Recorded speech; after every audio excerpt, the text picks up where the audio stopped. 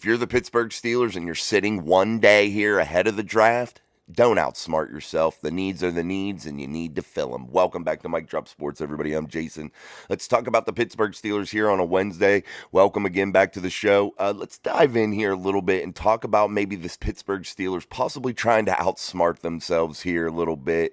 And you hear the rumors of them possibly wanting to trade up with the Broncos to 12 to get a guy like a Quinion Mitchell. And I know cornerbacks of that caliber are really, really hard to come by, and they don't fall off trees, and they are guys that are ultra special. And putting that kind of a player with someone like Joey Porter Jr. could be absolutely special, yes. But is it exactly what the Pittsburgh Steelers need to do? Would they be limiting themselves here in the 2024 draft? I think that would probably be a yes. We saw the Steelers before trade up, go grab Devin Bush. That didn't work out. They traded up to like 10, and that didn't work out. But I don't think this would be that type of situation, because I think Quinion Mitchell is a absolute home run hitter, man. I think he is the real deal. I think he's a guy that could come in and instantly contribute and instantly be one of the top corners in the NFL. Just my opinion.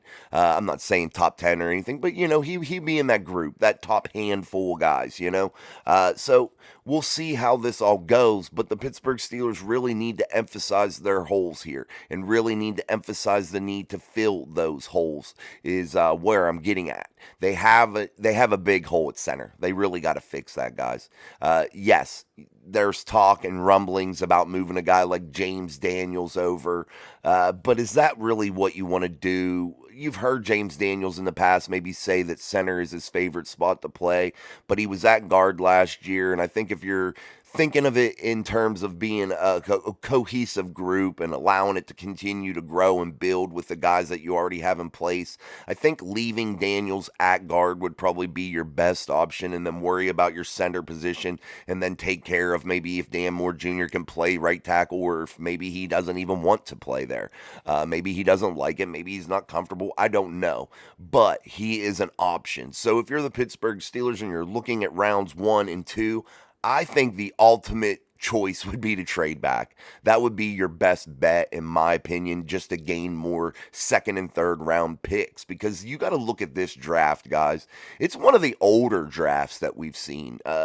Age per player is ranking up there as one of the older drafts that we've been able to see here. At least in my recent memory, you're looking at this draft with experienced guys in it, and I think that you can find really great value in rounds 2 and 3, and stacking as many picks as you possibly can inside of those rounds would be probably the best option for you.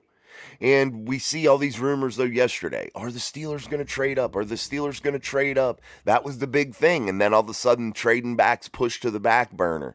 I think if you're Omar Khan and you're Andy Weidel and you're Mike Tomlin, you're just kicking the tires on all the options and really looking at what would be your best bet. And I don't think you have to outsmart yourself here. If the opportunity arises that you can get moved up for cheap, sure, do it. And if you can move back and gain some significant draft capital, sure, do it. If not, stand pat at 20, because you're still going to get a quality player to fill one of those holes, and you're not going to outsmart yourself here. And I think that's exactly what Omar Khan's doing. Yes, the rumors are running wild. We get that. That's going to happen. This is like silly season for the NFL right now, right ahead of the draft. It's all these scenarios being thrown out there, all these different ways of going about it. We see them, yes, all the mock drafts, all the different paths you can take. But if you're the Steelers, I think patience is the best thing that you can practice here. Let all these other teams go out there and act crazy and make wild and wacky trades and pin themselves into a corner in terms of draft capital for their future, in terms of draft capital this year, to where, hey, maybe they don't got as many picks. And if you're the Pittsburgh Steelers, with this draft being very experienced, much older, more mature maybe players, I think rounds 2 and 3 are where you need to be really focusing. And yes, you have that first round pick at 20, but I think you can turn that into something really special also, even if you pick there. If you pick there, cool. I definitely think you could get a good right tackle, perhaps a cornerback if that's really what you're aiming for. I definitely think you could get one of the centers because I don't think any of the centers are going to go inside of the first round. Maybe Jackson Powers Johnson goes in the first round somewhere after 20. But I don't foresee all these centers getting picked up in round one. I really, really don't. And I'm not saying that you can't find good center talent in round one because that's false. You definitely can find great center talent in round one, but it's not typically where they're picked. Typically, centers are picked in rounds two and beyond, and that's just where they're drafted usually. Center is that position that it's not all the time you see centers going inside of the first round in bunches, is what I'm trying to say to you. You don't see that all the time. So I think the Steelers are safe at getting a center in round two or round three. Well, probably not round three. I don't think you would get that high quality guy. I think you need to pull the trigger in round two, definitely. But I think there will still be a couple guys available to you in round two that you can make work and that you could really have somebody that could be a great piece moving forward for several years to come. So I would not get too worried about saying, oh, damn, we got to get that center right now. We got to reach for him right here. Pick him at 20 or we got to trade up to get one. No, you don't have to do that. Yes, there are center needy teams, but I think that you are going to have the ability as the Pittsburgh Steelers to grab one of those high quality guys early in the second round. You may have to trade up for one of them. We'll see how it all unfolds, how the runs on positions go. But I think if you're the Steelers, where you really truly need to focus is that offensive line and the defensive front in this draft. I think you really have to secure the trenches here, and you have to get yourself a couple wide receivers. Yes, the cornerback would be a flashy, great pick, but you got Dante Jackson. You have Corey Trice. Hopefully, he can contribute. You have Darius Rush. Hopefully, he can grow next year and contribute. Yes, but you have to really be patient and maybe grab a cornerback later because I think you really have more significant needs in terms of wide receiver. You need a couple of them in this draft, let's be frank. And I think we know you have to get a center. So those are three players that you really have to come away with in this draft. Two wide receivers and a center. I think that that's absolutely imperative. And then you really have to get a tackle if that's what you want to do. If Dan Moore Jr. ain't your guy and he's not going to be willing to move and he's not going to be versatile, cool. Figure it out. But I think a lot of fans are forgetting about Spencer Anderson.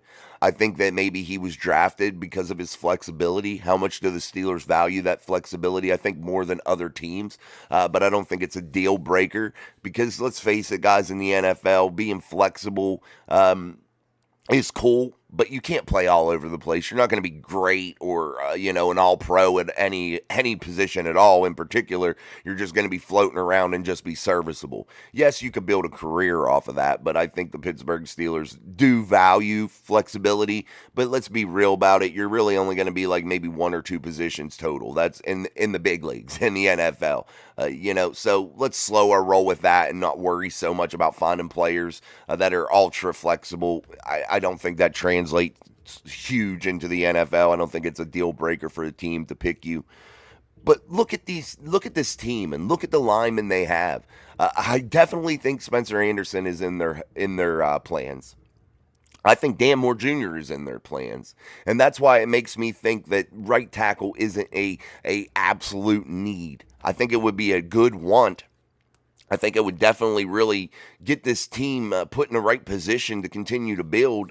Definitely. You can never add too many offensive linemen. You can never add too many defensive front guys.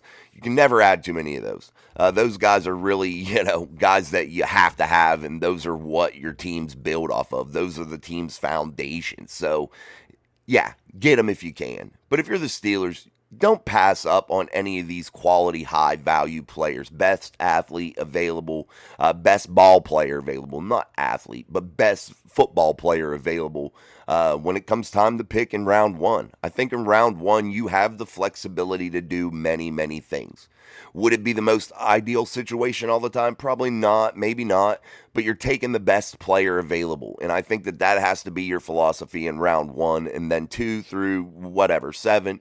that's when you really go and try to fill these holes and really, go for positional needs and really try to get the best athlete at those positions. But round one talent, guys, we have to really be focused on getting the best player that's out there, the best player that is going to contribute immediately, in my eyes. That's what you're looking for in round one. Wherever that player may play, cool. The Steelers have several needs. So the chances of getting them at a position of need is pretty great also. So I don't think that you could really whiff here in the first round with the needs and with what Omar Khan could get there. I definitely think there's options and possibilities. So don't get all freaked out about maybe a trade up happening, because chances are that don't really happen to move up that far. Really, that costs a lot to move up 10 spots in the NFL draft, or 8 spots in the NFL draft in the first round. It costs a good bit in terms of draft capital. And are the Steelers willing to separate from that with all those needs? So don't get over worried about that. Don't get all pumped up like, oh shit, man, we're going to be hurting. We're not going to be able to fill these holes. Don't get like that. Just let this all play out and let it all unfold. I think a trade back is more of a scenario that could happen rather than a trade up. I really, really do. A trade back is probably where they would go first in my eyes, because I think there's going to be some quality players all through this first round. The depth is amazing at several positions, so I don't think I would be really worried. Round one is going to take care of itself, but where this thing really starts to come together is rounds 2 through 7. That's where this really starts to come together, and you really start to get to the meat of your draft class and really start to make a difference. You want to kick it off with the best player available and get the draft started, on the right foot and on an exciting note, to build up your momentum throughout the draft, so you continue to keep going and keep getting great players. That's just what Omar does in my eyes. I think Omar really is a guy that creates options for himself, creates paths of least resistance for himself, finds good, cheap, economical deals, and I wouldn't be ultra worried, though, that Omar Khan is going to fail here in year 2. Andy Weidl's there, guys, and he's a draft guru and really knows truly how to get this going.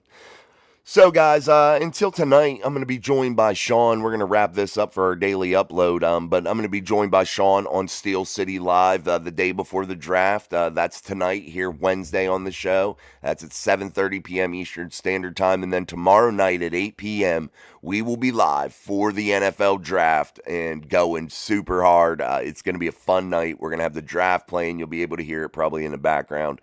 So Sean and I will be breaking it down the whole time, having a great time, joking around, doing all that kind of stuff, and anticipating where the Pittsburgh Steelers are going to go here, and really try to make their moves and make this team pretty good for 2024. I think it's a really exciting time.